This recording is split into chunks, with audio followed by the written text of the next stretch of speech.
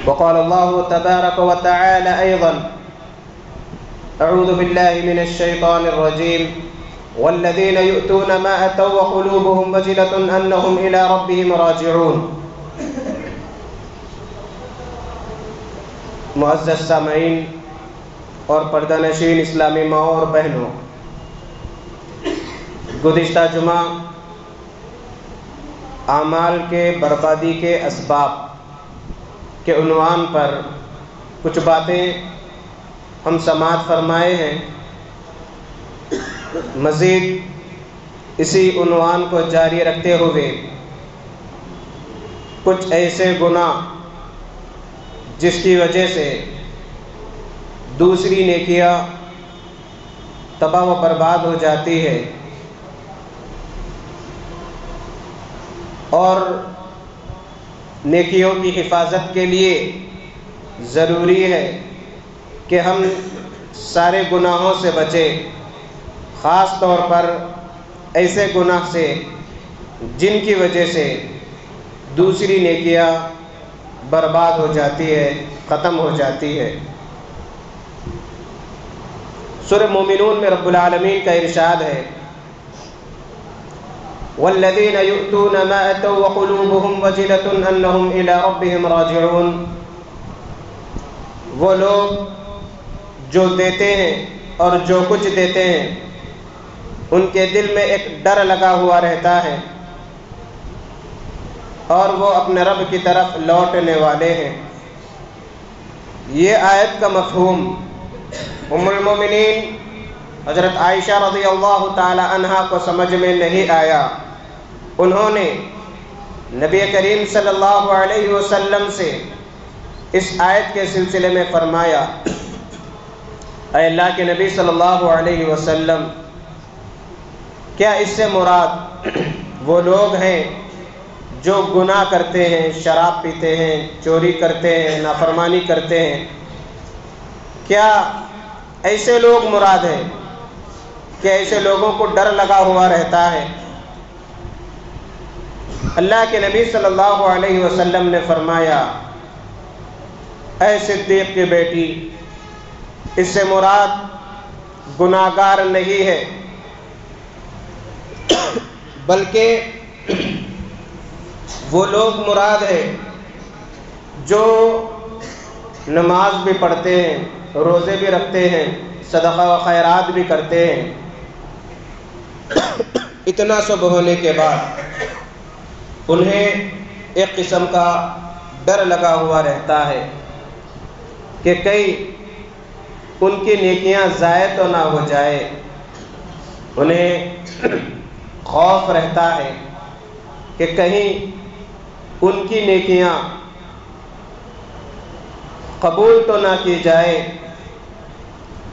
تو معلوم ہوا سلف صالحین، صحابہ نیک اعمال انجام دینے کے باوجود، عبادتیں انجام دینے کے باوجود دل میں ایک قسم کا ڈر انہیں لگا ہوا رہتا ہے کہ کئی کچھ کوتاہیوں کی وجہ سے اللہ ہماری عبادتوں کو قبول نہ کرے تو پریشانی ہو جائے گی، ایسا نہ ہو کہ رد ہو جائے عبادتیں، جبکہ اللہ کے علیم و خبیر ہونے پر انہیں یقین تھا، لیکن ڈر اس بات کا تھا کہ کہیں ایسا نہ ہو کہ ہماری عبادتیں اللہ کے دربار میں رد نہ ہو جائے۔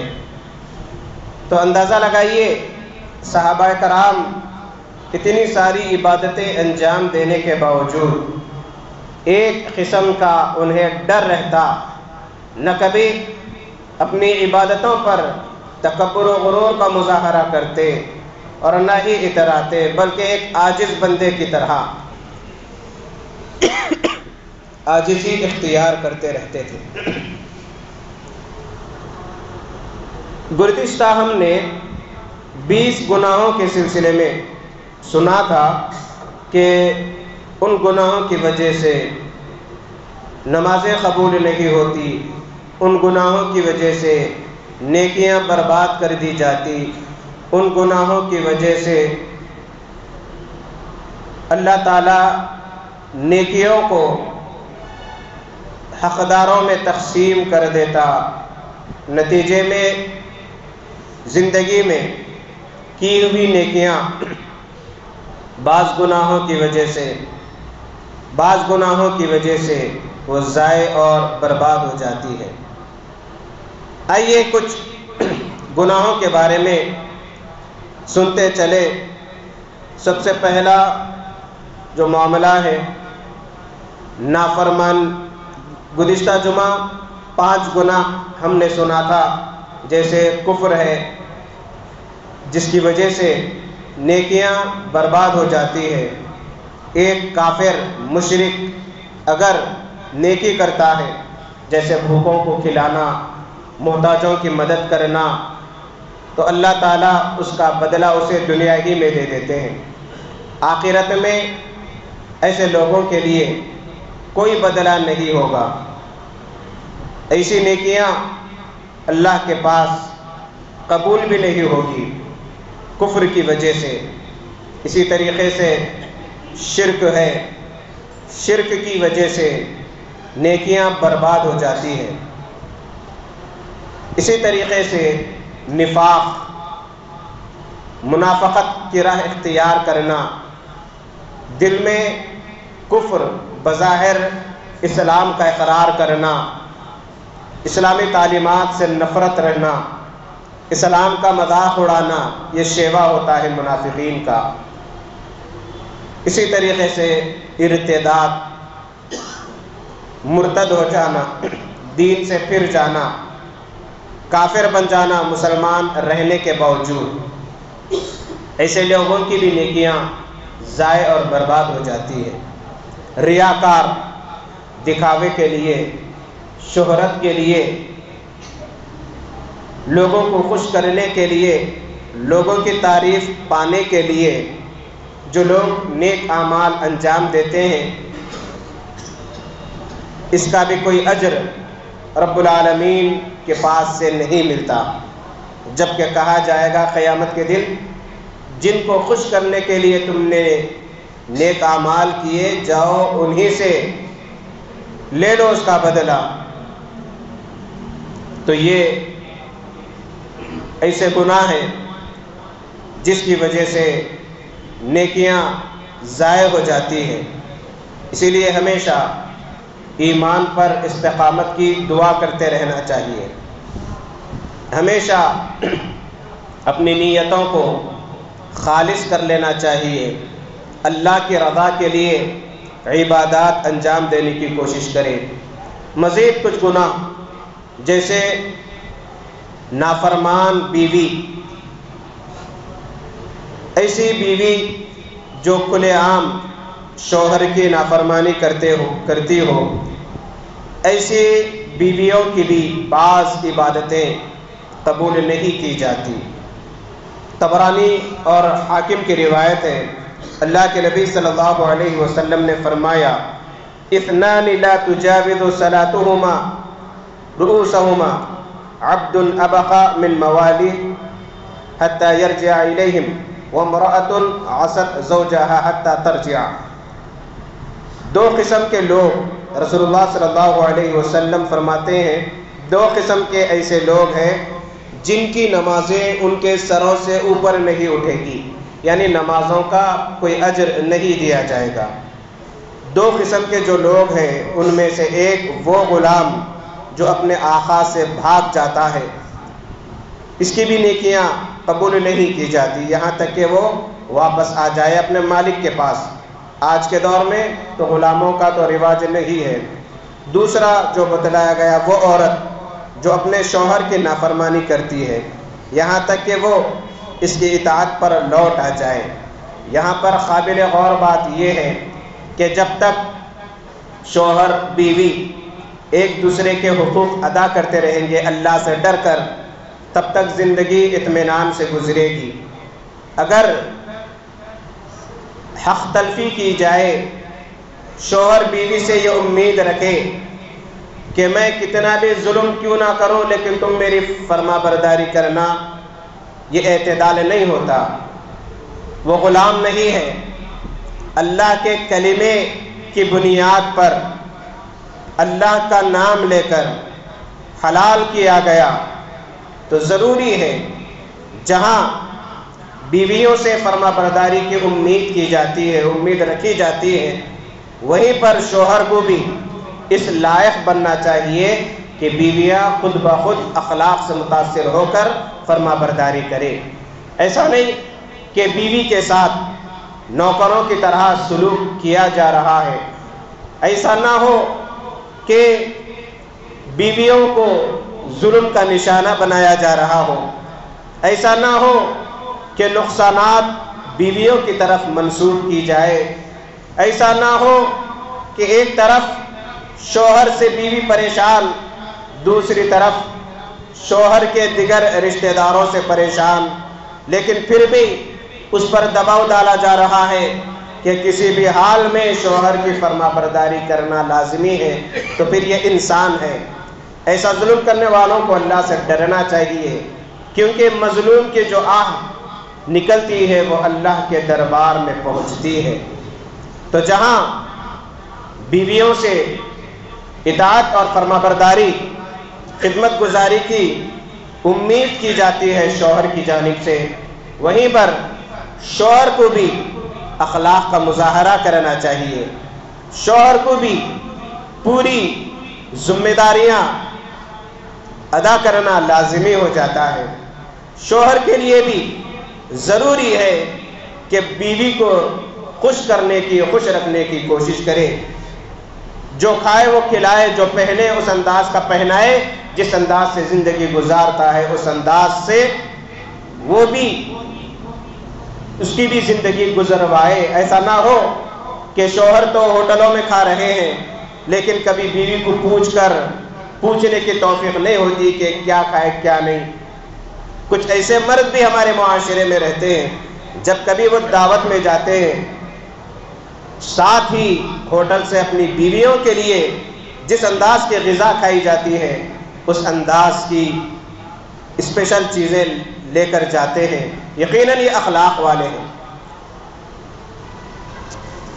دوسری جو چیز ہے، روزے کی حالت میں جھوٹ بولنا، چاہے فرض روزہ ہو یا نفل روزہ۔ اللہ کے نبی صلی اللہ علیہ وسلم نے فرمایا، من لم يدع قول الزور والعمل به فليس لله حاجة ان يدع طعامه وشرابه، کہ جو جھوٹ بولنا اس پر عمل کرنا نہ چھوڑے، اللہ کو کوئی ضرورت نہیں ہے کہ وہ کھانا پینا چھوڑ دے، کیونکہ اللہ تعالیٰ کوئی اجر دینے والا نہیں ہے۔ روزے بھی رکھ رہے ہیں، ساتھ میں جھوٹ بھی، دیگر گناہ بھی ہو رہے ہیں، تو ایسے روزے کا کوئی اجر نہیں دیا جاتا۔ اسی طریقے سے شکار یا مویشی یا کھیتی کی حفاظت کے علاوہ دوسرے مقصد سے کتا پالنا، بعض لوگوں کی عادت ہوتی ہے کتا پالنا، شوقیہ طور پر شوق رہتا ہے کتے پالنے کا۔ ایسے لوگوں کے لیے یہ نصیحت ہے کہ چند شرائط کی بنا پر شریعت نے اجازت دی۔ مثال کے طور پر زمین کی حفاظت ہے، یا کھیتی کی حفاظت ہے، یا جانور ہے، جانوروں کی حفاظت ہے، کوئی ایسا گھر ہے جہاں پر بہت زیادہ چوریاں ہوتی ہیں، چوری ہونے کا ڈر ہے، تو ایسے شرائط کے ساتھ وہ بھی گھر کے اندر نہیں، گھر کے باہر کتے کو رکھ سکتے ہیں حفاظت کے لیے یا شکار کے لیے۔ لیکن ان مقاصد کے علاوہ کتا پالنے کی شریعت اجازت نہیں دیتی، جیسا کہ صحیح بخاری صحیح مسلم کی روایت ہے، اللہ کے نبی صلی اللہ علیہ وسلم نے فرمایا، من امسک کلبا ينقص من عمله كل يوم خيرات وفي روایت خیراتان الا کلب حرث او کلب ماشیہ، جس نے کتا پالنے کی غرض سے باندھا، یعنی کتا پالا، اس کے عمل میں روزانہ 1 یا 2 خیرات ثواب نیکیاں کم ہو جاتی ہیں، تو گویا کہ پہاڑ کی طرح نیکیاں ہو، ایک مقدار ہے خیرات، اتنی نیکیاں بھی اگر کیا تو نیکیاں قبول نہیں کی جاتی، احتیاط کرنا چاہیے۔ اسی طریقے سے چوتھی جو چیز ہے، شراب پینا یا شراب پر مداومت اختیار کرنا۔ آج ہمارے معاشرے میں شراب بھی بہت عام ہے، اور شراب ہی نہیں، شراب کی جیسی نشہ آور جتنی بھی چیزیں ہیں، ایسی چیزوں سے اجتناب کرنا۔ نبی کریم صلی اللہ علیہ وسلم نے ایک اصول بتلا دیا، کل مسکر خمر، ہر نشہ آور چیز شراب کی طرح ہے۔ کل مسکر حرام، ہر نشہ آور چیز حرام ہے۔ ما اسکر قلیلہ او کثیرہ، چاہے نشہ تھوڑا ہو یا بہت، شریعت نے حرام قرار دیا۔ جو لوگ شراب کے عادی ہیں، شراب ہی میں زندگی گزارتے ہیں، ایسے لوگوں کے لیے یہ وعید آئی ہے۔ جامع الصغیر کی روایت ہے، ابن عمر رضی اللہ تعالیٰ عنہ سے مروی ہے، الخمر ام الخبائث فمن شربها فلم تقبل صلاته 40 يوما فإن مات وهي في بطنه مات میتۃ الجاہلیہ۔ ابن عمر رضی اللہ تعالیٰ عنہ فرماتے ہیں، نبی کریم صلی اللہ علیہ وسلم نے فرمایا کہ شراب تمام گناہوں کی، خباثتوں کی جڑ ہے۔ جو شراب پیتا رہا، جو شراب پیا، اس کی 40 دن کی نماز قبول نہیں کی جاتی۔ اگر وہ اسی حالت میں مر گیا، اس کے پیٹ میں شراب ہو، تو وہ جاہلیت کی موت مرا۔ ایک اور روایت کے اندر بتلایا گیا، کوئی اگر شراب پیتا ہے، اس کے بعد توبہ کرتا ہے، اللہ تعالیٰ اس کی توبہ کو قبول کرتے ہیں۔ پھر دوبارہ شراب پیتا ہے، 40 دن کی نماز قبول نہیں ہوتی، توبہ کرتا ہے تو اللہ اس کی توبہ قبول فرماتے ہیں۔ تیسری مرتبہ شراب پیتا ہے تو اس کی 40 دن کی نماز قبول نہیں ہوتی، پھر توبہ کرتا ہے، اللہ تعالیٰ توبہ قبول فرماتا ہے۔ چوتھی بار بھی اگر وہ اسی طریقے کی حرکت کرتا ہے تو اللہ تعالیٰ اس کی توبہ بھی قبول نہیں کرتے، اس کی توبہ بھی قبول نہیں کرتے۔ اسی حالت میں اگر وہ مرتا ہے تو گناہگاری کے حالت میں مرے گا، اور جو جس حالت میں مرتا ہے اسی حالت میں قیامت کے دن اٹھایا جائے گا۔ کوئی اگر نشے کے عالم میں مرتا ہے تو نشے کے عالم ہی میں اسی کیفیت کے ساتھ اٹھے گا، کیونکہ جو شراب پیتا ہے اسے اچھے برے کی تمیز ختم ہو جاتی ہے، ہوش نہیں رہتا کہ وہ کیا پک رہا ہے، کیا کر رہا ہے۔ تو ایسی چیزوں سے مسلمانوں کو اجتناب کرنا چاہیے۔ ایک آخری بات، بندوں کے حقوق کی پامالی کرنا، بندوں کے ساتھ اچھا معاملہ کرنا، اچھا سلوک کرنا، ان کے ساتھ حق تلفی نہیں کرنا۔ جتنا ہو سکے جو ذمہ داری ہم پر عائد ہوتی ہے، وہ ذمہ داری کو اچھی طریقے سے نبھانا، یہ ہمارے لیے ضروری ہے۔ یہ کچھ ضروری باتیں تھیں، مجھے وقت اجازت نہیں دے رہا، باقی باتیں انشاءاللہ آئندہ جمعہ میں رکھنے کی کوشش کروں گا۔ تو معلوم ہوا کہ کچھ ایسے گناہ ہیں جن سے بچنا ضروری ہے، سارے گناہوں سے بچنا ضروری ہے، کیونکہ انسان کے ساتھ شیطان لگا ہوا ہے، شیطان انسان کو سدھرنے نہیں دیتا، اور ساتھ ہی شیطان کے ساتھ کچھ شیطان صفت دوست بھی رہتے ہیں جو بگاڑ دیتے ہیں۔ بگڑنے کے لیے لمحہ نہیں لگتا، سدھرنے کے لیے عرصوں لگ جاتے ہیں، سالوں لگ جاتے ہیں۔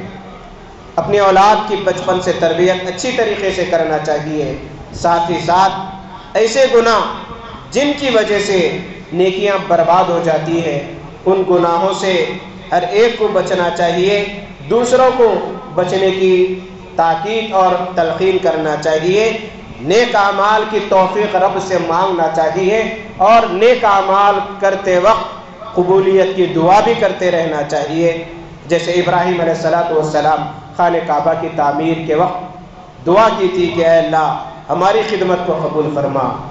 ساتھ ہی ساتھ گناہوں سے بھی اجتناب کرے، ایسے گناہ جس سے نیکیاں برباد ہو جاتی ہیں۔